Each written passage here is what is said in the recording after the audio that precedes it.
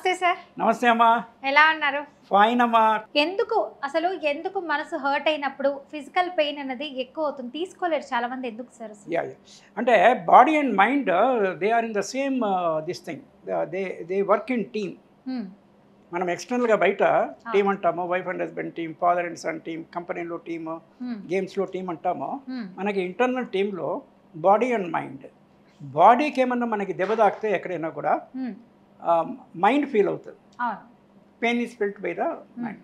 అలాగే మైండ్కి ఏమన్నా అయినప్పుడు బాడీ పార్ట్స్ కూడా appropriately they react, right from heart or whatever this one, or you lose your temper, అది బాడీలో రిఫ్లెక్ట్ అవుతుంది. మనకి సడన్గా కోపం వస్తుంది.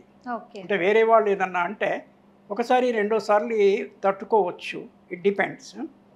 ఏదో బాగా తెలిసిన వాళ్ళు మన హితాభిలాషి అని అనుకుంటే కూడా once twice thrice we may take it lightly, thereafter we get provoked and what you call we outburst అంటాము, అవుట్ బర్స్ట్ అవుతుంటాము. It's a common phenomena. And the point is that input process output కంప్యూటర్లో ఎట్లా ఉందో, computer కన్నా ముందు న్యాచురల్గా ప్రతి జీవిలోనూ particular human బీయింగ్స్లో ఉంది. ఇన్పుట్ అంటే వేరే వాళ్ళు ఏదైనా చెప్తే మనం వింటుంటే ఇది ఇన్పుట్ కదా. వాడు తిడుతున్నాడా, మెచ్చుకుంటున్నాడా, దాని ఎఫెక్ట్ దానికి ఉంటుంది, దీనికి ఉంటుంది. The process it, process with our internal knowledge. వాడు తిడుతున్నా కూడా మెచ్చుకుంటున్నా అని మనం అనుకుంటే that is the highest level of thinking, that is also possible. కానీ జనరల్ మనిషి అట్లా అనుకోడు. అంటే చాలా అత్యుత్తమైనట్టుగా ఫిలాసఫర్ అట్లా అనుకుంటాడు, తిడితే నాకేమి, ఆ తిట్టే కూడా దీవెనే, అది డిఫరెంట్ థింగ్. నార్మల్గా we take as it is. తిట్టాడు మెచ్చుకున్నాడు, మెచ్చుకుంటే వీ విల్ ఫీల్ హ్యాపీ, తిడితే we will feel bad of it. So this is a normal thing, there is nothing what you call astonishing about it. కానీ ప్రయత్నపూర్వకంగా మనిషి, even Bhagavad Gita లాంగ్వేజ్లో చెప్పాలంటే కూడా తటస్థ వైఖరి, ఆర్ రామానుజ శంకరాచార్య దాంట్లో వర్డ్స్లో చెప్పారంటే అద్వైతము. అంత ఒకటే, సుఖమదే దుఃఖమదే, they are not separate, that is Advaitam. అంటే you want to take both in equanimity, same లెవెల్లో తీసుకోవాలి అనేసి. సో స్థిత ప్రజ్ఞ, దిస్ ద భగవద్గీత వర్డ్ అక్కడ యూస్ చేస్తారు ఎక్కువ. స్థిత ప్రజ్ఞ అంటే మంచి ఇదేంటి, ఏమైనా చనిపోయినారు, okay, it's a normal process. పుట్టాడు బాబు, ఓకే, దానికి అతి సంతోషపడాల్సిన పని లేదు, దీనికోసం అతి దుఃఖపడాల్సిన పని లేదు. ఎంతో కొంత మినిమం ఆ రేంజ్లో ఉండేవి ఎట్లాగో మహాత్ములకు కూడా అవి ఉంటాయి. కానీ you did not express it అదే పనిగా. సార్ ఇప్పుడు మీరు ఇందాక చెప్పినట్లే, ఇప్పుడు ఎవరైనా చనిపోతే కొంతమంది వెంటనే చనిపోతారు, అంటే వాళ్ళ సోల్, అంటే వాళ్ళ ఇష్టమైన పర్సన్ చనిపోయారని చెప్పి తీసుకోలేరు కొంతమంది ఫిజికల్ గా. సో వాళ్ళు లేరు కదా అని చెప్పి కొంతమంది చనిపోతారు. సో ఇది కూడా ఒక కారణం అంటారు. అది వీ కెన్ అండర్స్టాండ్ ఇట్. ఎట్లా we have to understand it అంటే, they cannot imagine the life without the person who has died, number one. And they are so intimate to him that the what you call the reaction of the body, అంటే బయట జరిగే సంఘటనలకి either we respond or react, both are different words, కొద్దిపాటు తేడా ఉంటుంది రియాక్షన్కి రెస్పాండ్కి. As a response to that this will also died. అలానే ఆయన ఆత్మహత్య చేసుకోవడం అర్థం కాదు, న్యాచురల్ డెత్ హ్యాపెన్స్. కానీ these are all the rarest things. రేరెస్టే కాదు, రేరెస్ట్ ఆఫ్ ద రేరెస్ట్ హిస్టరీలో ఉన్నాయి. ఈవెన్ ఇన్ ద కాంటెంపరీ కూడా, ఈయన కోటా శ్రీనివాస్ భార్య 1 month తర్వాత చనిపోయింది. 1 month చనిపోయింది కూడా చాలా విశేషమైన విషయమే నా ఉద్దేశంలో. 5-6 ఏళ్ళకి కానీ చనిపోరు అంటే వాళ్ళ టైం వచ్చేంతవరకు. నాకు ఇంకా విచిత్రమైన అనుభవాలు ఉంటాయి. సమాజాన్ని స్టడీ చేస్తే భర్త చనిపోయిన తర్వాత భార్య విల్ బికమ్ 2 steps అమ్మ. ఒకటి, పిల్లలు పెద్దగైన తర్వాత భార్యకి కాన్ఫిడెన్స్ ఎక్కువ వస్తుంది, పిల్లలు సెటిల్ అయిన తర్వాత. భర్తనే కొంచెము వాట్ యు కాల్ అంత పరిగణలోకి తీసుకో. అంటే గౌరవం ఉండదని అని చెప్పట్లా, గౌరవము ప్రేమ ఉండదని కాదు, కానీ సో వాట్ అనేది. ఎందుకంటే పిల్లలు పెద్దగైపోయారు, వాళ్ళతో వాడు ఉన్నారు కదా. So that her level of confidence, అంటే ఆ దిగులు లేదు, పిల్లలు సెటిల్ అయితే చాలు, ఏమైపోయినా పర్లేదన్న అప్పుడు. అందుకని ఇప్పుడు భార్యతో గొడవపడడం కూడా వెనకాడదు. అంటే ఇవన్నీ కొన్ని సరదాగా ఉన్నా కూడా వాటి వెనకాల తెలిసే ఇస్తాను. రెండవది, ఎప్పుడు ఇంకా మోర్ ఇండిపెండెంట్ అయిందంటే భర్త చనిపోయాడు అనుకోండి, అంటే దీన్ని నెగిటివ్గా తీసుకోవద్దు, పాజిటివ్గా తీసుకోవాలి. భర్త యజమాయిషీ చేస్తుంటాడు. ఎంత ఉత్తమ భర్త అయినా కూడా ఎంతో కొంత కంట్రోల్ చేయాలి. ఉడికనే దాంట్లో పెద్ద పాయింట్ కూడా ఉండదు, లేకపోయినా కూడా ఏదో అనాలి అనేటువంటి, అంటే నేను అనాలి నువ్వు పడాలి అనేది అది ఒక స్టాండర్డ్ పెట్టుకుంటాడు.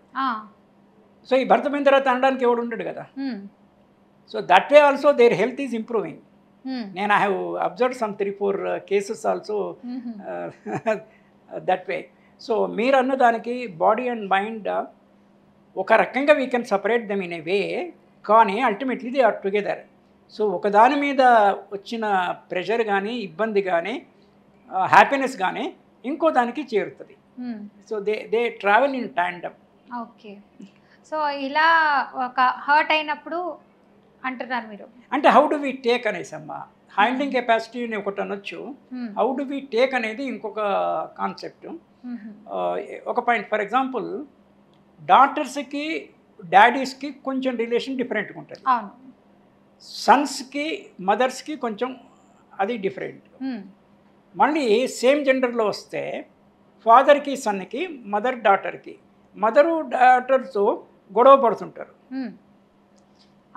డాటర్ ఫాదర్ గొడవ పడరు, ఫ్రెండ్లీగా ఉంటారు. సన్ను ఫాదర్ గొడవ పడతారు కదా, సన్ను అంది. చూడండి, అంటే స్టేట్ రిలేషను క్రాస్ రిలేషన్ దీంట్లో ఇది this are all the things. నిజంగా సార్ మదర్స్ తిడుతున్నప్పుడు డాటర్స్ని ఫాదర్స్ కొంచెం దగ్గరకు వచ్చి ఏంటి ఇలా అంటున్నావు అని చెప్పి కొంచెం సపోర్టివ్ విధంగా ఉంటుంది. అంటే ఒకటమ్మా, అంటే నాకు తెలిసినంత వరకు ఈ డాటర్ మదర్ మాట్లాడుతున్నప్పుడు ఈ ఫాదర్ని ఉంచరు పిక్చర్లో వాళ్ళు. అంటే ఫాదర్ అక్కడ లేనప్పుడే వీళ్ళు మాట్లాడుతుంటారు. ప్రతి ఇంట్లో అంతే కదా. అంటే ఎప్పుడైనా ఒకసారి ఆయన అక్కడ ఉండడం సంభవించినప్పుడు వేరే విషయము, ఆయన కూడా మనకెందుకులే అని, అంటే ఉత్తమ హస్బెండ్స్ మనకెందుకులే వాళ్ళు మాట్లాడుకుంటున్నా అనేసి ఈయన పెద్ద దాంట్లో ఇన్వాల్వ్ కారు నాకు తెలిసి. అలాగే తండ్రి కొడుకులు గొడవ పడుతున్నప్పుడు కూడా భార్య ఎవరిని సపోర్ట్ చేస్తుంది, భర్తనా కొడుకునా? కొడుకుని ఎలా అంటారు, కరెక్టే కదా. ఇది జనరల్గా జరిగే విషయము. ఎక్సెప్షనల్గా హస్బెండ్ సపోర్ట్ చేస్తుంది, ఎక్సెప్షనల్. జనరల్ వేరు, ఎక్సెప్షనల్ వేరు. ఏం రా తండ్రినా అట్లా అనేది నువ్వు అనేసి ఆ టైప్లో వచ్చేవాళ్ళు కూడా ఉంటారు.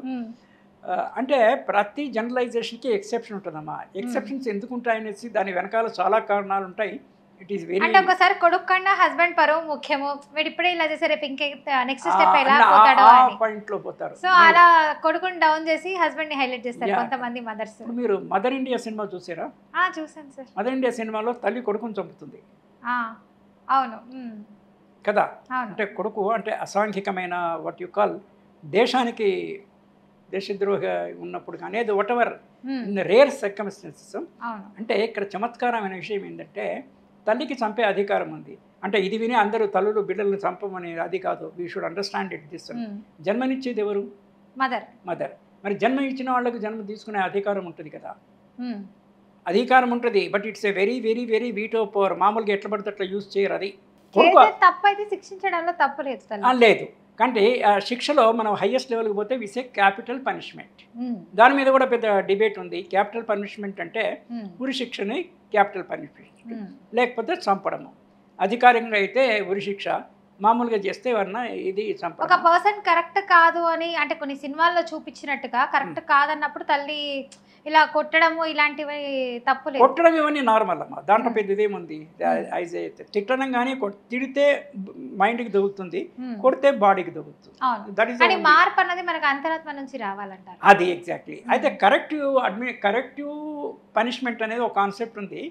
అంటే మీరు ఇచ్చే శిక్ష ఎట్లుండాలంటే మనిషిలో గణనీయమైన రాదగిన మార్పు వచ్చేటట్టుగా ఉండాలి. ఇన్స్టిట్యూట్ ఆఫ్ కరెక్టివ్ ఈ ఇన్స్టిట్యూట్స్ ఉన్నాయి, కరెక్టివ్ మేనేజ్మెంట్ ఇటువంటి ఇన్స్టిట్యూట్స్ ఉన్నాయి. They were the punishment is towards the correction. Okay, thank you sir. నిజంగా మంచి ఇన్ఫర్మేషన్ ఇచ్చారండి మీరు మాకు. Thank you so much.